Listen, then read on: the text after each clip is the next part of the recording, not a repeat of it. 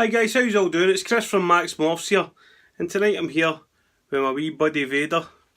He's come to see you. He's coming up with the camera, look at that. He's having a wee pout at the camera. Anyway guys, so I thought I'd make a wee video on just a few things that you need to look out for when you're buying a ball python at your different shows and stuff like that. I know Tinley's coming up in America, and we've got our Doncaster Reptile show here. So this is just a wee run through of things that you should maybe check if you're ever getting a ball python, just to keep yourself right. It's just really just giving you a heads up really. A couple of wee things you should maybe check out. So here it is. So guys, you're at that reptile show and you see the snake that you want that's going to fit perfect in your collection. There's still a lot of things that you need to do before you get that snake, before you hand over your hard-earned cash over to that dealer. Firstly, you need to check the general health of the animal. Go up to the table, have a look at the animal, make sure it's not limp or weak in any way. Ask the dealer if you can hold the snake, and that snake should be feeling firm. It shouldn't feel squidgy in any way. It should feel like, you should feel the muscle tone with the snake. It should feel robust and stout. Definitely have a wee checker, a general once over. Check and see if there's any mites on it or anything, any wee black dots. If you see that, that's a mite infestation. You don't want that in your collection. So that's something you definitely stay away from, guys. You see any black dots on your snake, stay away from it, right? The weight of the animal, that's definitely key as well. You just need to make sure it doesn't feel bony or weak in any way. It shouldn't be limp in your hand. It should be alert. There shouldn't be any kinks or bumps when you feel it. Just give it a wee general once over, guys, and you'll find these things out once you hold it. When you're holding it as well, guys, just make sure the skin looks healthy. Round about the eyes and stuff like that, the eyes are clear. They're not bulging out. They've not got any scales, caps on its eyes. Just make sure there's no redness about it or anything like that. And the same goes for the other end of the snake, guys. Go down to the tail end of the snake, check the snake's vent. Make sure there's not any redness or swollenness or it's dirty down there. The vent should be absolutely spotless. And check the wee spurs. Make sure they're okay before you buy it as well. Just make sure it's generally clean in that area and it should be fine. And always check the underneath of your snakes as well for like any scale rot or anything like that. Just give it a wee once over. Make sure you see that white belly and the scales are all nice. Well, unless you've got a yellow belly, that is. But just have a wee check, and you can get the checkered bellies as well. But you know what I mean. Just make sure it's all looking healthy. There's no any wee scale rots or anything like that. Just have it a wee once over there as well. And definitely, guys, pay close attention to the round about the snake's mouth. If there's any excess saliva or there's bubbling or you can hear any wheezing noises or the snake's yawning more than it should, that could be shown that there's a respiratory infection there. And definitely stay away from it, guys. You don't want to be getting near that. As I said, bubbling at the mouth, excess saliva, no, you just stay away from it, guys. And definitely play any wee sores or anything round about its mouth.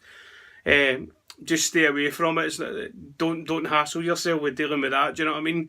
So stay away from that, guys. So another thing, guys, is sexing your snake. If you're not too clued up on how to sex your snake, how to pop your snake, then just ask the breeder. And they should be able to do it for you. I mean, they've put it on their table as a male or female, so they should be able to show you that it is for definite. And what they'll do is they'll just pop the hemipens on it, or they'll use these wee probes.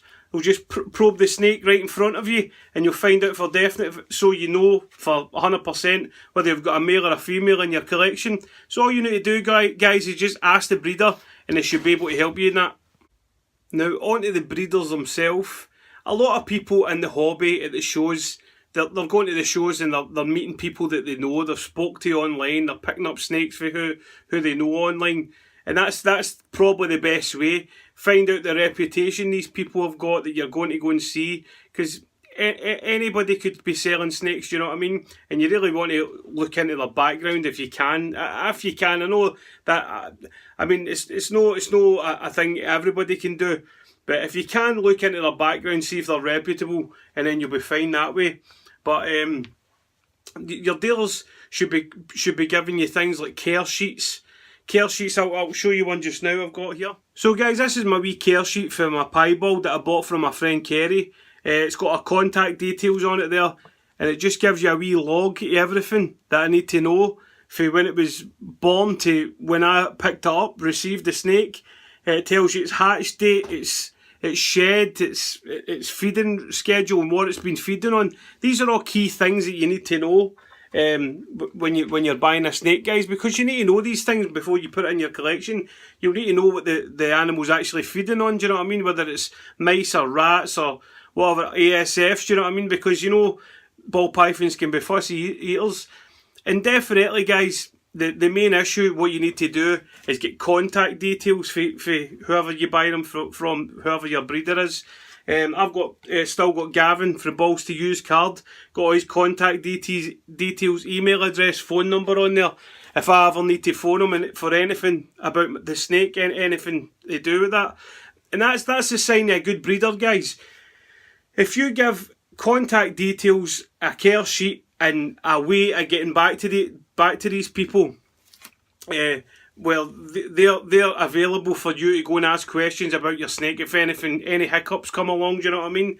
That is definitely a key, because you need to be able to contact these people, and if you've got any issues in the future, do you know what I mean? So that's definitely another key if you're going to buy a new snake. So guys, I hope this video helps you when you get along to your reptile shows, when you're picking up your snakes, and I hope you all get the snake that you want for your collection and you don't get any hiccups with it. I'm just trying to prevent a wee bump in the road when you go to these reptile shows. I'm just trying to help you, because these things can happen, so you're better just being safe than sorry, do you know what I mean?